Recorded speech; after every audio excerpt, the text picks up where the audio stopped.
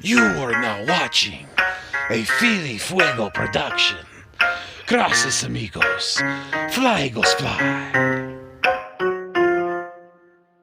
Welcome to the Nest Out West, where Eagles fans are always the best. I will always ride or die for this team, and when I'm gone, please bury me in green. Now I don't want to come off like I'm bragging, but I'm gonna bring the heat like an effing dragon. You could call me Fuego, aka Phillyzilla, coming to you like the Thriller in Manila. Lots of collabs and live streams galore. You're gonna love what I have in store.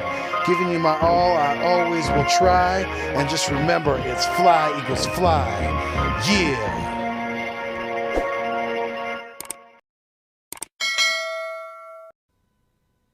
What is good? What is going on? And what is cracking? I am Philly Foothills, and I am back in the Nest Out West, where I'm trying to bring you the best when it comes to Philadelphia Eagles content on YouTube. Philbillies, thank you for joining me. Eagles Nation, thank you for tuning in to the Nest Out West. And thank you guys, first and foremost, before we dive into the content, for all the very impressive continued love and support for the channel. And just remember, it doesn't matter if it's the end of December or the beginning of June, because new content is always coming soon. Just remember that when you think of the Nest Out West. Keep it fuego, and let's get into the content. Let me just clear the air a little bit, because I've been getting a lot of people questioning me about about part one of this Can and Will, when I was comparing, not comparing, but I asked the question: Can and will Jalen Hurts be as good or better than Donovan McNabb? And I don't want anyone to get it twisted. I was not in any way trying to disrespect Donovan McNabb in any way, shape, or form. That guy was an absolute competitor. Had, multiple years of success. He had, continued success, multiple NFC East championships. Even got us to a Super Bowl. So, and not in any way was I trying to say that Jalen Hurts was going to be able to answer that question to us anytime soon, because it's obviously going to take multiple years of success at a high level like Donovan McNabb had for Jalen to even reach that level. So don't get it twisted. I was not bashing Donovan, and I just wanted to make that clear. All right, so today we're talking running backs coach, old versus new, right?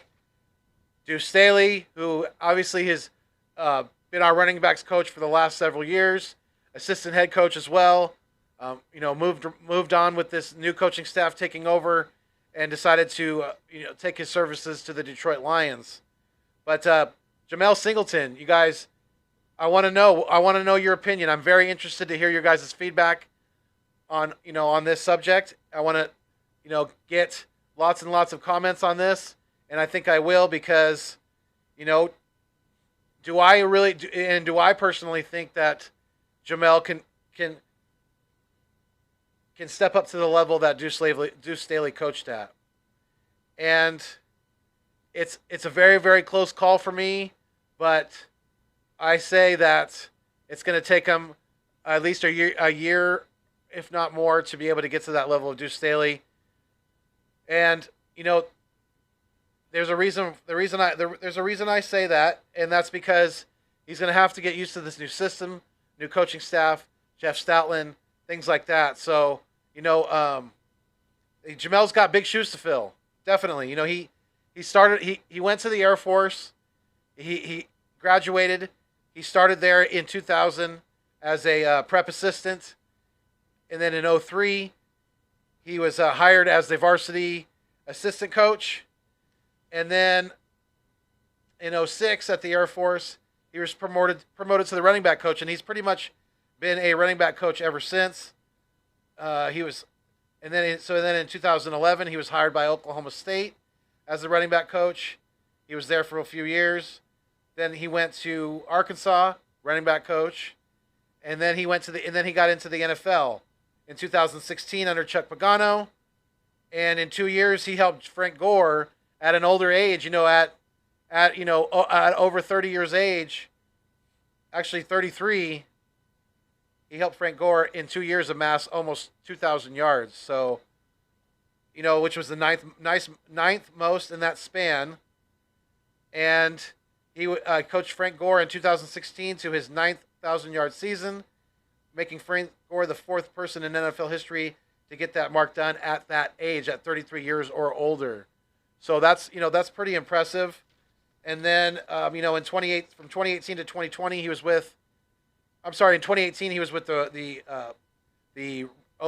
Oakland Raiders at that time under Coach Gruden, and then in 2019 and 2020 went to the Bengals where he coached Joe Mixon in 2019 to over 1,100 yards, 5 touchdowns, and 35 catches for almost 300 yards and 3 touchdowns. So, and then Mixon got hurt in 2020, and then we hired.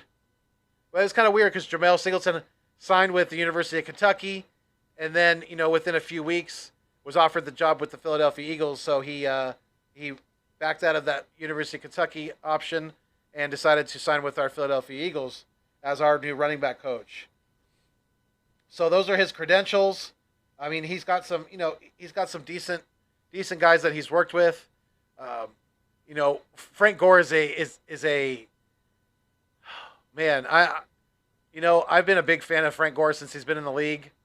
I don't just like Eagles players. There's other players that catch my attention, and along the way, Frank Gore has definitely done that. He's had continued success in this league, and I don't know how much Jemal was responsible for that, and how much of it was Frank Gore, the offensive line coach, things like that. So we have to take all that into account as well. But yeah, like I said, I think it's gonna take a year or two for Singleton to even get close to being at the level that Duce Staley was coaching at, because I felt he had a really strong connection and bond with this running back group. And yeah, I know we have new guys, but I still think Duce would have been able to do the same thing with them. He was had a good relationship with Miles Sanders, and it was really sad to see him go. A lot of the coaches and players that we've grown very attached to over the years, things like that. So yeah, let me know what you guys think in the comments. I really want to hear you guys' feedback on this. I would I'm really interested to hear your guys' opinion on whether Jemal Singleton can and will be as good or better of a running back coach than one Duce Staley. So, yeah, like I said, let me know what you guys think in the comments. I'm going to get going. I think this video has been long enough. But as always, fly, Eagles, fly. And until next time, stay mean, stay green. And thanks for viewing me on your screen. And check me out tomorrow. I'm going to be on Eagles Uncensored, very first live stream tomorrow at 2 p.m. Eastern Standard Time. Make sure you guys don't miss it. It's going to be really cool to pop his live stream cherry, so to speak. But yeah, definitely check us out on that. On Eagles Uncensored. If you guys haven't checked him out, go sub him up. Let's get his channel going, and it's going to be cool to check out his very first live stream. He's going to have sounds like an Eagles roundtable, so don't miss it.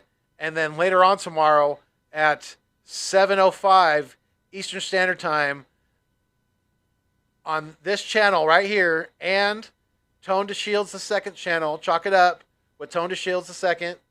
We're going to be live, double streaming on both channels, talking Eagles, probably throw in some Sixers too even.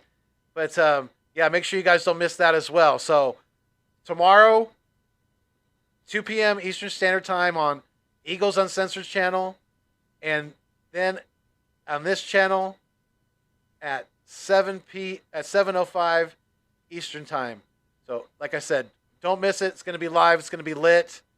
And love and appreciate each and every one of you. And keep it fuego. Fly, Eagles, fly. Peace out, guys.